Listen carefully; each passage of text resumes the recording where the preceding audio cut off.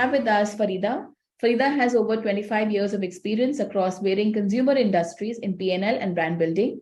She has developed various categories and new consumer segments: Louis Premium Casual Wear, Athleisure, new segment for Louis Philippe, Maharaja Ethnic Range, building core businesses, formal wear, Permapress, and Gods and Kings. In her earlier stint, she has the achievement of building Lakme Absolute, the first premium range of Lakme. She is well known for her strong ability to take consumer insights that pivot and become impactful business initiatives successfully with deep collaboration and partnerships. It's going to be an interesting listening to you, Farida, because with the perspective that Varij gave us of the insurance and the banking and the BFSI space, it's going to be a completely different space. So over to you. Right. Thank you so much, Anjali, for inviting me over to People Connect and LinkedIn. And thank you, Varij. What an excellent journey. I've had a chance to briefly interact with Varij just recently, a few months back. And I think hearing in was extremely inspiring. So I'm sure all the panelists who are here, would have had some fantastic takeaways from what she shared. Happy New Year to everyone. I still think it's January month, it's 12 Jan. We should take the spirit of what the new year brings to us. It's all around new beginnings. I'm sure many of us have new resolutions of different natures. My resolution for this year continues to be what it was last year.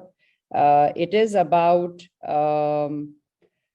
doing two things, which is what I spoke to my team about.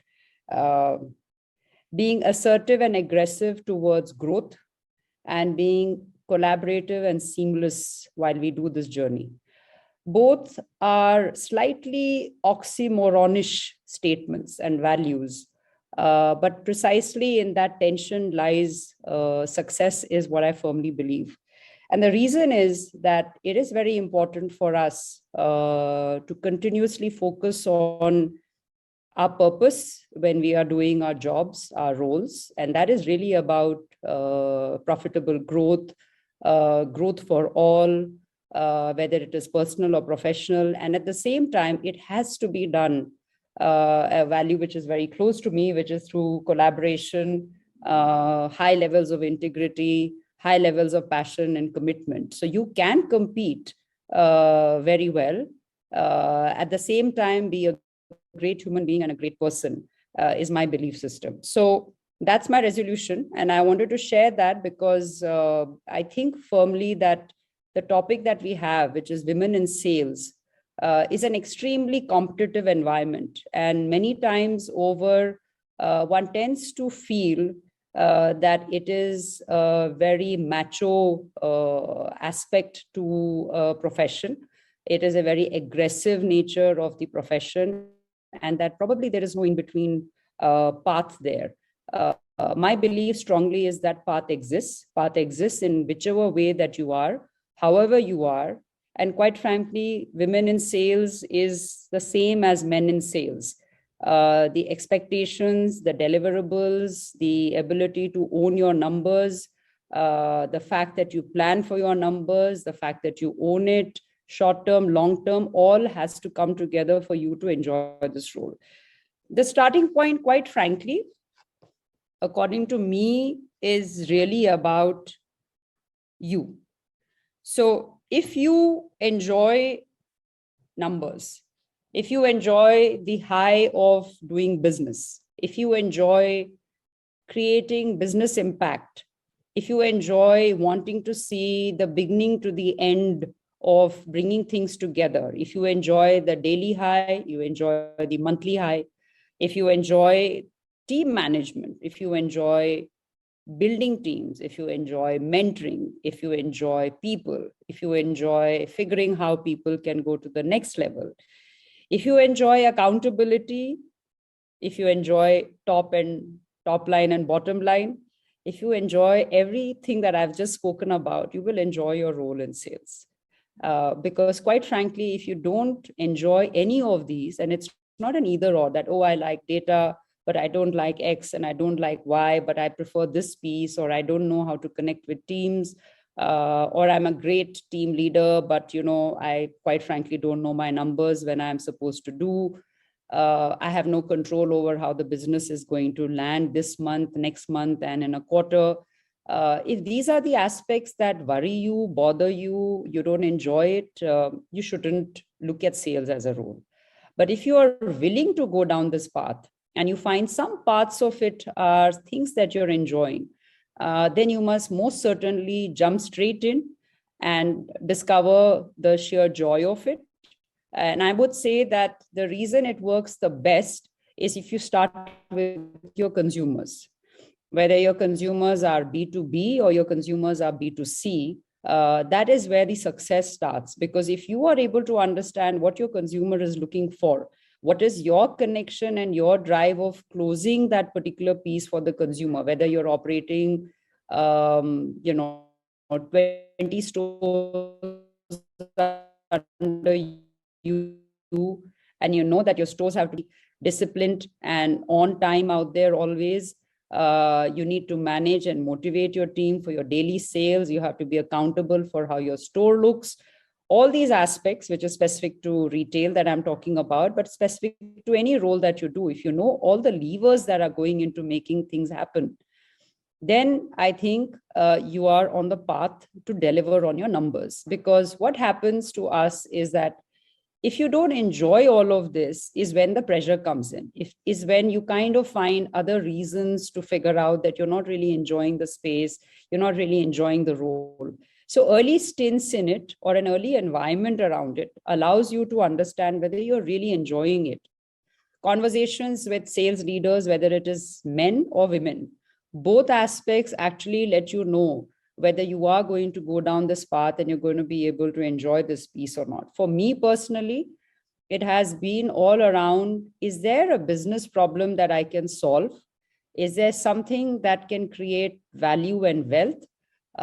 Is there something that I can figure out which is better, more differentiated, delivered in a better manner, which allows the consumer traction to come together and then drive potential? So whether it was Lakme Absolute, which didn't exist at all in the Lakme portfolio and was created bottoms up with the teams that I work closely with in a very structured, planned manner and launched it very quickly. Similarly, in the journey when I was back with Aditya Birla Group, the whole working closely together with the team in Grasim to work out a differentiated consumer offering of Liva, which allowed the business to charge a premium for the fiber that it sold. And it's actually a very beautiful fabric, which actually was not able to charge a premium, just like Lycra is able to charge a premium. So this was a B2B brand with a B2C space. All of this required, what impact are you trying to create? Is it more of the same? Is it a differentiated impact? Will the consumer pay a value for it? Do you have the right teams and talent in being able to do this? And will you be able to make sure that it's a sustained business? In Louis Philippe, the journey that I'm doing right now, in the 4 years that I have been at the helm, 2.5 years of COVID, it has been a journey that I don't think is like many people during COVID will reflect back and understand what did we do right, what did we do wrong. And this was very critical because our entire business works on inventory management, cash flow management, ensuring the high, the NSV sales weekly, daily, monthly, and quarterly. We are also a listed company, so we are accountable to our shareholders. And it's been very heartening that we had a fantastic team that worked very strongly together through virtual and physical interactions outside the office for us to ensure the highest ever double-digit growths, the highest ever L2L, and the highest ever profitability that Louis Philippe could deliver to the organization. I can't share the absolute numbers because the numbers get reported together in the ABFRL P&L, but suffice to say that Louis Philippe is the most profitable business for the organization. And if Louis Philippe sneezes, ABFRL sneezes. So you can understand the high pressure that all of us work under across different levels to ensure that all parts of the business in Louis Philippe is able to generate the cash and the profitability for the organization. Now, in all of this journey, when I look at what made us succeed during COVID years, quite frankly, it was the same fundamentals. It was understanding how your business is going to be for 12 months in a year. It was about planning every month and every quarter with strong plans. It was with the right team and talent that was deployed, nurtured, coached, and mentored. And it was about ensuring that you had great process reviews and great empathy while you were doing it, because many of us were down with COVID. Many of us were stepping in to help each other to go through it. And I think that huge amount of collaborativeness and the empathy that we could reflect and build the LP culture back again allowed us to actually disproportionately build back on what growth was needed for the brand to deliver on.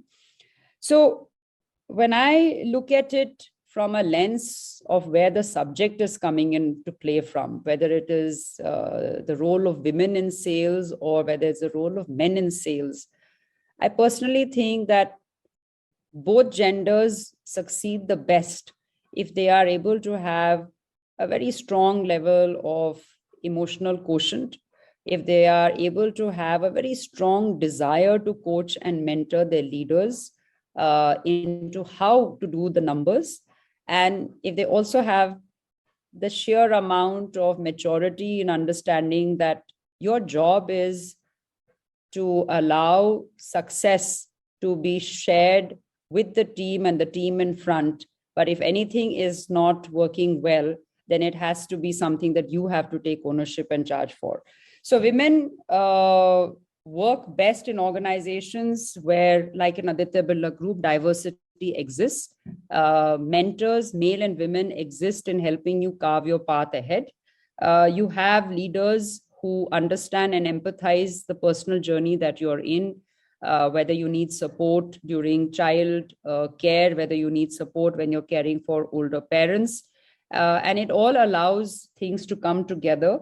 My career trajectory could not have been what it was if I didn't have mentors who discovered what I enjoyed. I kept pushing to switch my roles to be where I enjoyed driving impact in business.